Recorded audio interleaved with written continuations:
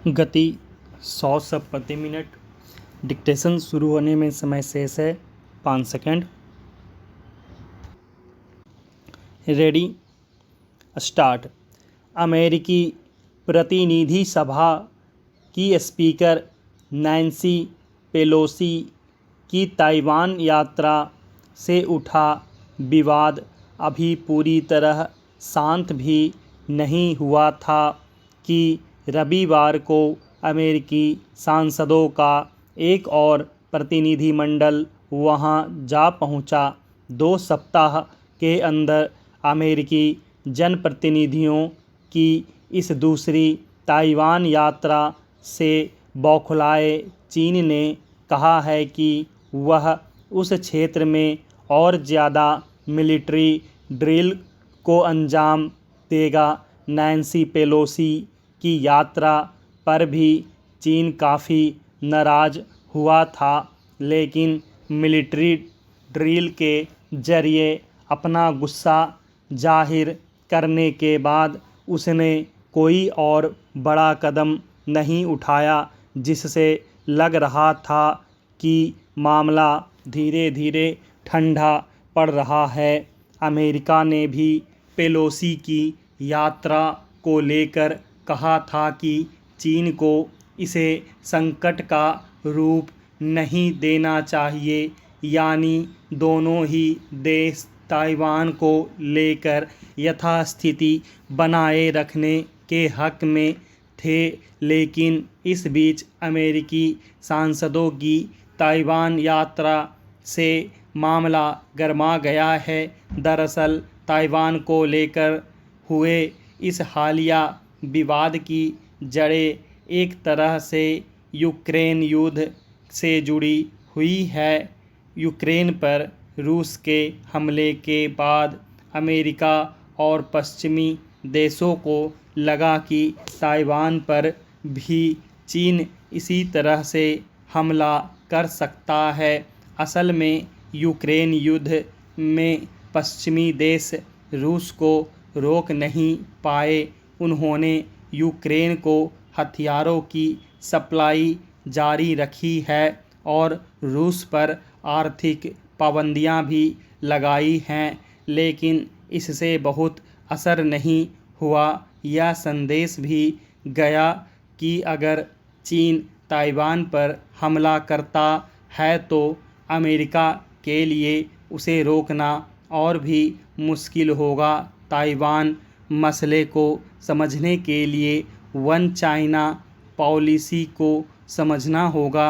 इसके तहत चीन ताइवान को अपना हिस्सा मानता है और अमेरिका सहित दुनिया के ज़्यादातर देश इसे मान्यता देते हैं। लेकिन अमेरिका चाहता है कि ताइवान स्वायत्त बना रहे। उसका कहना है कि वह ताइवान को अकेला नहीं छोड़ सकता, क्योंकि यह सुनिश्चित करना उसका दायित्व है कि किसी हमले की सूरत में ताइवान अपनी रक्षा कर सके।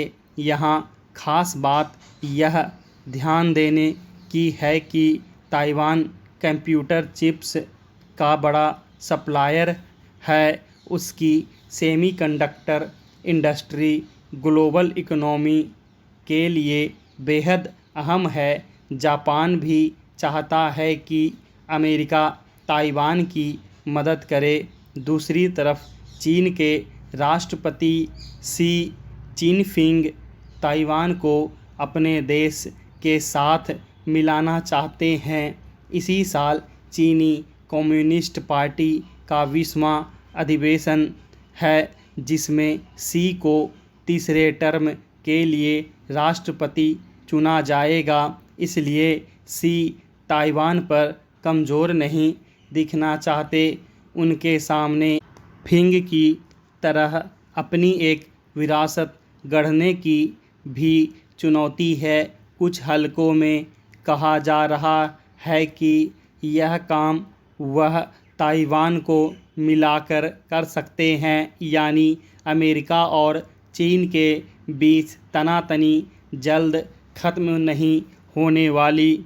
पिछले साल अगस्त के मध्य में आतंकवादी संगठन तालिबान ने जब अमेरिका और नेटो देशों की सम्मिलित सैन्य ताकत को घुटने टेकने पर मजबूर कर दिया था, तब तालिबान ने आका पाकिस्तान और खाड़ी के कुछ मुल्कों में भले ही खुशी मनी हो, लेकिन यह उम्मीद शायद ही किसी को होगी कि यह सत्ता परिवर्तन आम अफ़गान लोगों के लिए शांति, सुकून और समृद्धि लेकर आएगा। आज 1 साल बाद हालत यह है कि पिछले 43 सालों से चली आ रही काबुल पर कब्जे की लड़ाई ख़त्म नहीं हुई है। आने वाले दिनों में काबुल के मौजूदा तालिबानी शासकों को सुरक्षा के मोर्चे पर और कठिन चुनौतियां झेलनी पड़ सकती है। तालिबान के सामने दूसरी चुनौती इस्लामिक स्टेट खुरासान प्रोविंस से है, जो अफ़गानिस्तान में 2015 में अस्तित्व में आया था। आईसिस के जिहादी तालिबान के कई नेताओं को मार चुके हैं और कई बड़े आतंकवादी हमलों को अंजाम दे चुके हैं। तालिबान को तीसरी चुनौती नेशनल रेजिस्टेंस फ्रंट से है, जिसकी अगुवाई पूर्व राष्ट्रपति अशरफ गनी की सरकार के उपराष्ट्रपति अब्दुल्ला सालेह कर रहे हैं। इसमें अधिकतर वे तत्व शामिल हैं जो 90 के दशक के अंत में ताजिकिस्तान स्थित नॉर्दर्न अलायंस में सक्रिय होकर तब के तालिबान शासकों के खिलाफ मुहिम चला रहे थे और जिसे भारत, ईरान तथा रूस का समर्थन हासिल था। हालांकि अब हालात बदल चुके हैं। रूस ने पाला बदलकर तालिबान का साथ दिया है, जबकि ईरान अफ़गानिस्तान में तालिबान शासन को समर्थन के मसले पर मौन है।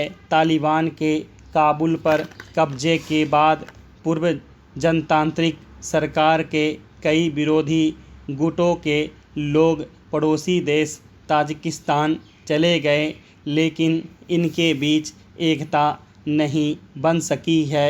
यदि सभी गुट अफ़गानिस्तान नेशनल रेजिस्टेंस फ्रंट में शामिल होकर तालिबान के लिए चुनौती पेश करें तो उसकी मुश्किलें और बढ़ सकती हैं।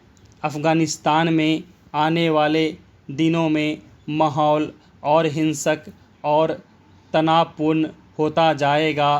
तालिबान ने जिस तरह अल-कायदा के सरगना अल-जवाहिरी को शरण देकर अपना रवैया साफ किया है कि अफ़गानिस्तान विदेशी आतंकवादी गुटों की शरणगाह बनेगा, वह विश्व समुदाय के लिए चिंताजनक ही कहा जाएगा।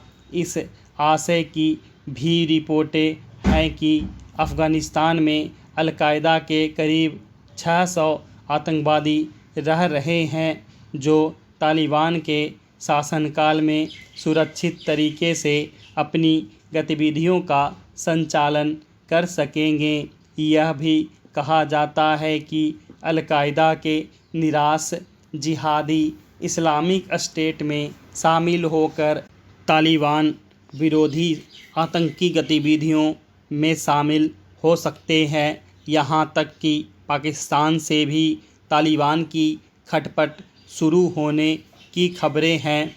ऐसे में लगभग तय माना जा रहा है कि अफ़गानिस्तान और तालिबान के लिए आगे का रास्ता कांटों भरा रहेगा और वहाँ अस्थिरता बनी रहेगी। स्टॉप।